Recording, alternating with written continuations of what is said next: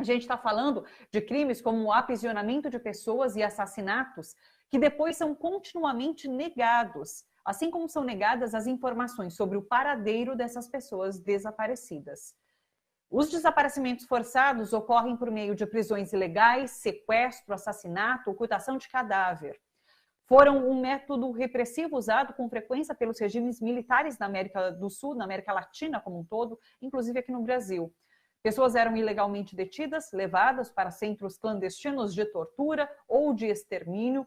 Segundo o relatório final da Comissão Nacional da Verdade, 434 brasileiras e brasileiros desapareceram durante os 21 anos da ditadura militar no Brasil. Mais de 400 pessoas. Infelizmente, esse problema continua. É sobre isso a nossa conversa agora. O Fundo Brasil de Direitos Humanos convidou integrantes de grupos de defesa de direitos que acompanham casos de desaparecimentos forçados no Brasil, para a gente poder entender esse problema e as iniciativas para combatê-lo. Nós estamos com Adriano Araújo, que é sociólogo, coordenador executivo do Fórum Grita Baixada, que é uma coalizão de instituições sediada em Nova Iguaçu e que trabalha com as temáticas de segurança pública, violência de Estado e direitos humanos. Estamos também com o Joseph Iborra Plans, o Zezinho, que é da Comissão Pastoral da Terra de Rondônia, e ainda a Aline Andrade, que é superintendente adjunta do Fundo Brasil de Direitos Humanos. Adriano, Zezinho, Aline, um prazer recebê-los, sejam muito bem-vindos, muito obrigada pela participação de todos vocês, viu? Antes de eu deixá-los até cumprimentar o nosso público, eu já vou botar a primeira pergunta e depois eu falo com cada um separadamente. Queria começar com o Adriano, falando um pouquinho sobre essa situação na Baixada Fluminense. Grupos de defesa de direitos humanos, Adriano, têm afirmado, inclusive, que a redução do número de homicídios vem acompanhado do aumento no número de desaparecimentos forçados. Ou seja, as forças do Estado cometem essa violação de direitos humanos porque não se faz o registro de homicídio se o corpo não é encontrado. E daí tem uma informação ainda que dos 5 batalhões de polícia militar que mais matam em todo o estado do Rio de Janeiro, 4 batalhões são localizados na Baixada, Duque de Caxias, Belford Roxo, Queimados e Mesquita. Eu queria que você comentasse para a gente essa situação.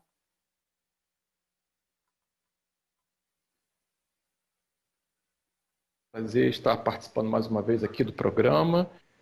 O Fundo Brasil de Direitos Humanos, um parceiro importante do Fórum Grita Baixada.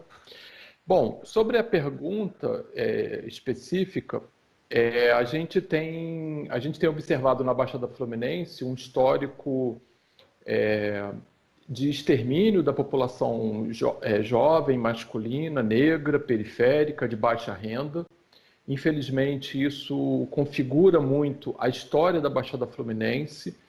E com o passar do tempo, a gente vem observando que, de acordo com a mobilização da sociedade civil, os casos de homicídios eles vêm sendo denunciados com bastante frequência. Os órgãos e as estatísticas de segurança que monitoram os casos de homicídio vêm aprimorando suas técnicas, seus recursos, mas a gente observa que, em contrapartida, embora haja, de acordo com a estatística oficial, uma redução do número de homicídios, não só no estado do Rio de Janeiro, mas em boa parte do território nacional, a gente tem observado o aumento das denúncias de desaparecidos, desaparecimentos forçados, que são aqueles desaparecimentos causados, motivados pela participação de agentes públicos, normalmente após batidas policiais, incursões da polícia em determinados territórios. É importante que a gente explicite que esses casos de desaparecimentos são casos que atingem o mesmo perfil dos casos de homicídio, de pessoas que sofrem os homicídios, então, majoritariamente, a população jovem, masculina, negra, periférica, de baixa renda. Então, esses casos de desaparecimentos forçados não são casos que se distribuem de forma equitativa entre as diferentes classes sociais, atingem majoritariamente os pobres e negros. E a gente vem trabalhando com essa hipótese que, se hoje, tanto por parte da milícia quanto por parte de policiais envolvidos em grupos de extermínio, não é mais interessante chamar a atenção da sociedade para os casos de homicídio. Então, a gente tem trabalhado com uma suposição, a partir de denúncias que a gente vem recebendo, que há uma maior preocupação em ocultar os casos de homicídio, e esses casos de homicídios muitas vezes acabam se manifestando a partir dos casos de desaparecimentos forçados, né? Como é muito típico pela natureza desse tipo de crime. Se não tem corpo, não tem crime. Se não tem crime, não tem estatística. Se não tem estatística, não há atenção da sociedade para o que vem acontecendo. Se não tem estatística, se não tem atenção da sociedade, não há também políticas públicas ou ações que possam enfrentar essas situações. E a gente vê que os casos de desaparecimento acontecem tanto no meio urbano quanto no meio rural. O companheiro do norte do país vai poder também falar sobre esse assunto. Mas essa é a percepção que a gente vem tendo aqui na Baixada Fluminense. Zezinho, passo a palavra para você, para a gente entender esse contexto, então, nessa região norte do Brasil. Quem são as pessoas vítimas de desaparecimentos forçados? O que a experiência e os casos que vocês acompanham pela Comissão Pastoral da Terra têm apontado como situação em que esses desaparecimentos ocorrem? Conta para a gente. Bom, também ocorre no contexto, não é, dos conflitos no campo, não é? Quer dizer, apenas no ano passado, a Comissão Pastoral da Terra registrou mais de 1.800 conflitos em todo o Brasil. E desses aí, houve umas 20 e tantas mortes registradas, né? O que também concorda com o Adriano, que fica mais difícil registrar as desaparições, né? E de vez em quando acontece com isso. Desde Corumbiara, no ano 95, foram registradas diversas mortes, mas está comprovada também a existência de desaparecidos. Ainda este ano, teve um juiz que reconheceu oficialmente como suposto falecido um dos desaparecidos do massacre de Corumbiara em 1995. E assim eu posso citar uns 10 casos de desaparecidos nestes últimos anos. Em Vilhena, uns 2. Aqui, perto de Humaitá, houve também 3 desaparecidos em 2016, que tem até suposto autor e mandante, mas os corpos nunca foram achados, o que fica mais difícil, né? E alguns foram realmente suspeitas de participação de policiais, não é missão oficial, mas de policiais formando milícias armadas junto com pistoleiros em atuação no campo, junto com fazendeiros. O caso mais claro é do jovem Ruan. Ruan desapareceu em Cujubim, no município de Cujubim, quando um grupo de sem-terras foram caçados, houve uma caçada humana com 3 equipes de pistolagem, alguns formados por policiais. E houve dois desaparecidos, um apareceu morto, queimado, o outro nunca apareceu. A mãe fez tudo o possível para localizar o filho. E graças à insistência da mãe de Ruan, houve 2 fazendeiros que foram julgados e vários policiais, inclusive oficiais da polícia, que foram julgados. Mas quando chegou ao tribunal do júri, eles foram condenados pela morte do companheiro que foi achado queimado, mas eles acharam que o Ruan ainda podia aparecer.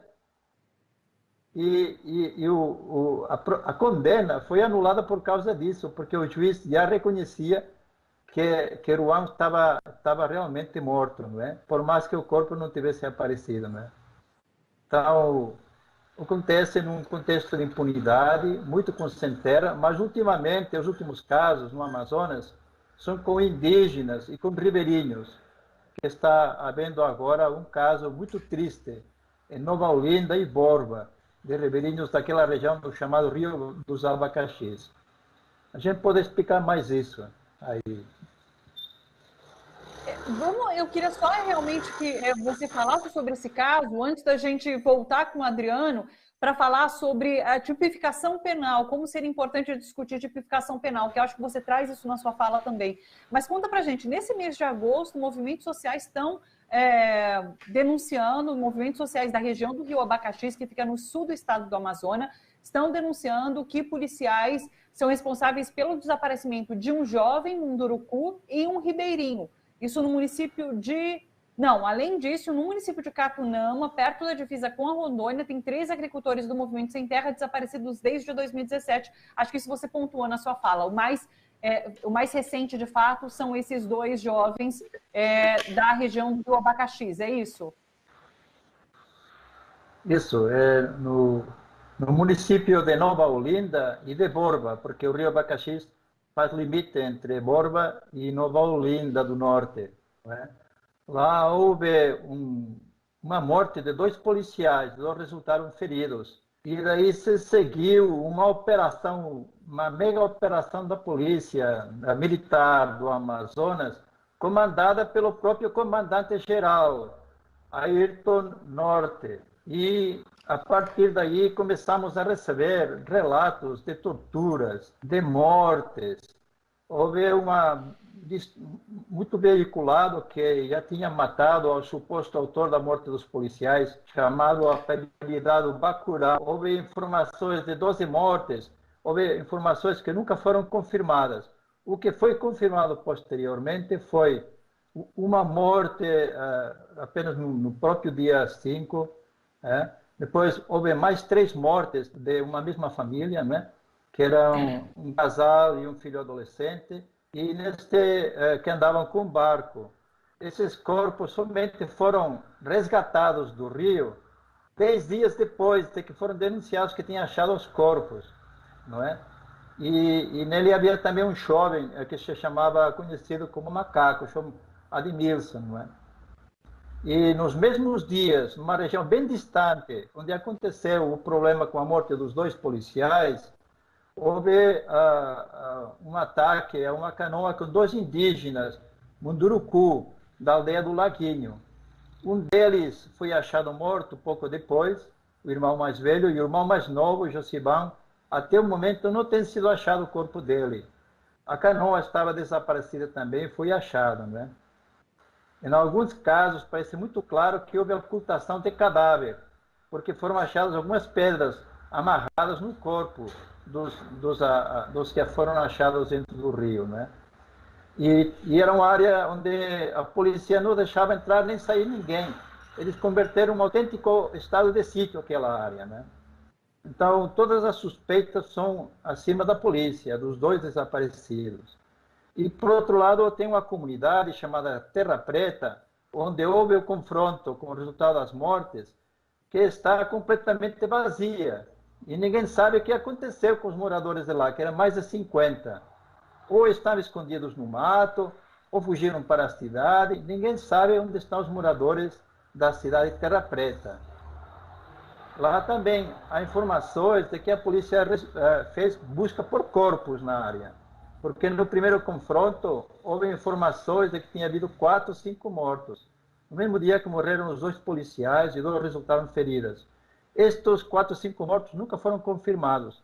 E o que aconteceu posteriormente com essa comunidade, não temos informações. Não sabemos o que aconteceu. Muito difícil conseguir informações da área. Aline, se você me permite, antes da gente, inclusive, falar sobre as ações do Fundo Brasil, eu queria que o Adriano complementasse essa fala do Zezinho, explicando para a gente a questão da tipificação no Código Penal. Hoje não existe o desaparecimento forçado no Código Penal, e é uma discussão importante de se ter, Adriano? Sim, sem sombra de dúvida. O Brasil assinou alguns protocolos internacionais para a tipificação do desaparecimento forçado como um crime. Isso, na prática, ainda não aconteceu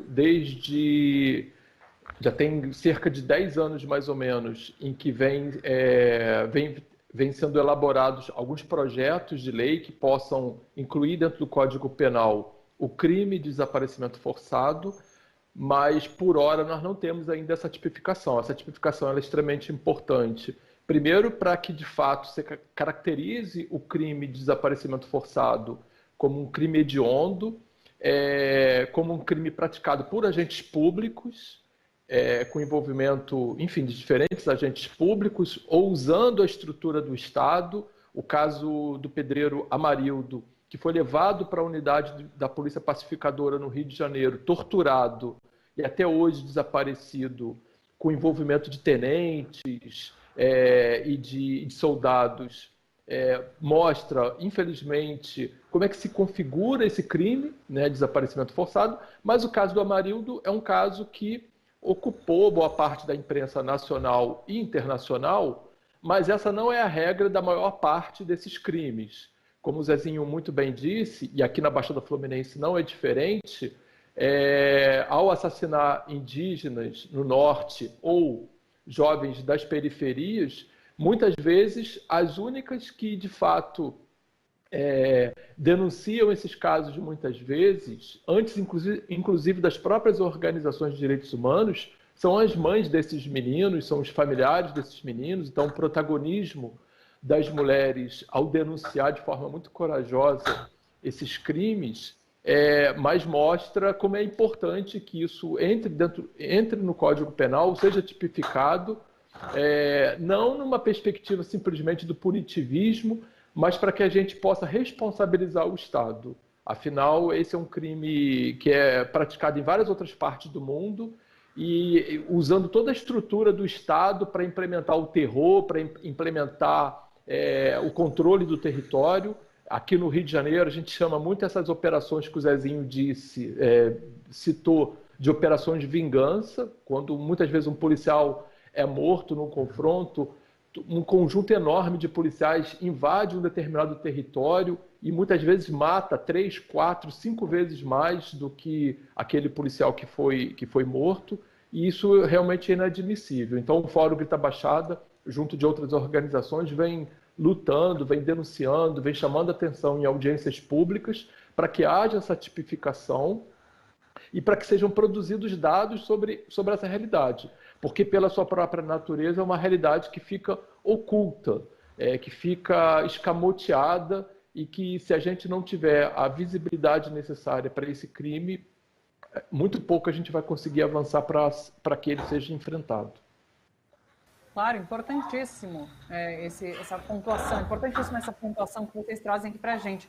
Agora, Aline, quando a gente falava em desaparecimento forçado, ali na época, nos anos de ditadura militar, esses desaparecimentos aconteciam contra perseguidos políticos, contra pessoas que politicamente pensavam diferente. Agora, o que o tanto Zezinho traz como o Adriano é que existe um componente de racismo institucional nesses casos, né? E daí eu queria saber como que vocês, do Fundo Brasil, vêm apoiando o combate tanto a esse tipo de racismo como contra a violência de Estado que se faz presente nesses casos aí que a gente ouviu agora relatados.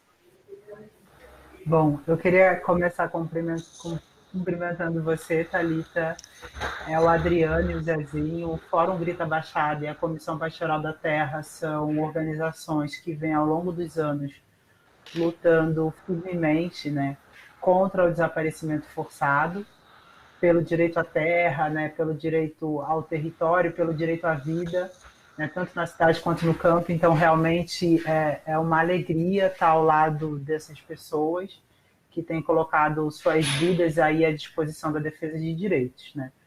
O Fundo Brasil, de fato, acredita, né, nos nossos editais, o que o campo tem nos informado é que o racismo institucional, ele de fato faz com que o desaparecimento forçado seja uma realidade hoje, tanto para populações negras e periféricas, né, quanto para populações indígenas e povos e comunidades tradicionais no Brasil.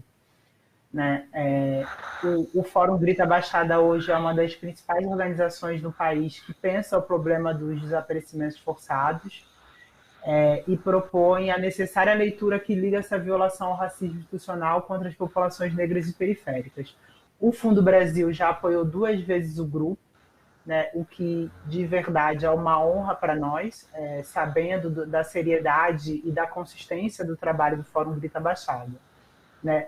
E eu queria aproveitar que a gente está falando sobre o racismo institucional para dizer que o Fundo Brasil lançou agora, no dia 20 de agosto, o edital Enfrentando o Racismo a Partir da Base, que é para fortalecer institucionalmente organizações que combatem o racismo em seu território. Tá? Esse edital é para todo o país.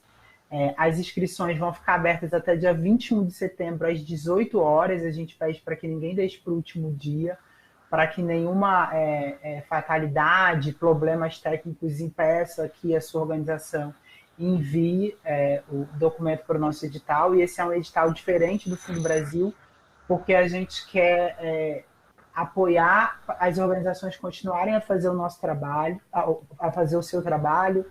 Ele não está necessariamente ligado a um projeto, então a gente pede também que vocês olhem com cuidado, né? O Adriano mencionou muito a ligação, né? Tanto o Adriano quanto o seu Zezinho mencionaram muito a ligação desses desaparecimentos com a polícia, né? E com o próprio sistema de justiça brasileiro. O fato da gente não ter, né, da polícia hoje estar muito à vontade, seja na guerra às drogas, seja para pacificação de conflitos territoriais, para avançar sem ser investigada, e o fato da gente não ter hoje um tipo penal que faça com que os desaparecimentos forçados sejam combatidos e contabilizados, faz com que esse problema continue sendo uma realidade mesmo na democracia, né? Um outro edital que o Fundo Brasil está financiando é o de Direitos Humanos e Justiça Criminal, que tem 2 eixos, um de combate ao uso abusivo de prisões provisórias e o outro que fala sobre os ciclos de reencarceramento. Mas também a gente acredita que essa linha de combate à violência policial está muito ligada ao uso abusivo de prisões provisórias. Também seria interessante que as organizações estivessem ligadas. Esse é um edital que também está aberto e também pensa o racismo institucional brasileiro. Por fim, eu queria contar um pouco do nosso trabalho com o SOS Amazônia. O SOS Amazônia é uma linha que a gente tem voltada a apoiar situações de emergência, especificamente de organizações construídas por pessoas indígenas, tá? E lideradas por pessoas indígenas, e a gente considera a Amazônia Legal Brasileira enquanto local de projeto. Ele é um fundo de resposta rápida. Os pedidos são respondidos em até 5 dias úteis e para tentando, de fato, apoiar para as organizações conseguirem reagir à violência que a gente tem aí na disputa por territórios indígenas e por territórios amazônicos. Então, é um pouco isso do nosso trabalho. A gente também, eu queria contar, estava um pouco fora do script, mas o Fundo Brasil também apoia defensores de direitos humanos em situação de emergência. Nós temos um fundo de resposta rápida, que é o Fundo Emergencial Defensores de Direitos Humanos, e que a gente também pede, né, que as lideranças que se sintam em ameaça, que precisam se deslocar do seu território, porque já estão sofrendo ameaças por conta dessa luta que tem feito, né, pelo direito à terra, pela defesa dos direitos em seus territórios. Nós também temos um edital de resposta rápida que pode ajudar nessas situações de emergência. Então, eles são editais que abarcam essa complexidade que a gente avalia que é o problema de desaparecimento forçado hoje no Brasil. A gente até rodou as imagens desses 3 editais para quem quiser entrar no fundobrasil.org.br, saber direitinho qual edital acessar. Então, tudo que a Aline foi falando ali, tem a imagem do edital certinho para que você possa entrar, fundobrasil.org.br, e acessar as informações dos editais. Adriano, Zezinho, agradeço demais a participação de vocês, agradeço os relatos que vocês trazem aqui para que a gente possa passar a conhecer realidades como essas que vocês expõem aqui. Aline, também agradeço demais, mais uma vez, o Fundo Brasil por ter dado essa oportunidade da gente trazer essas denúncias aqui para o Bom para Todos, denúncias importantíssimas, e mostrar também caminhos para combater essas situações. Muito obrigada, Aline, Adriano e Zezinho, um prazer receber vocês, até uma próxima. Obrigado a Nós vocês. agradecemos também. Muito obrigado. Boa tarde. Até, pessoal. Obrigada. Até.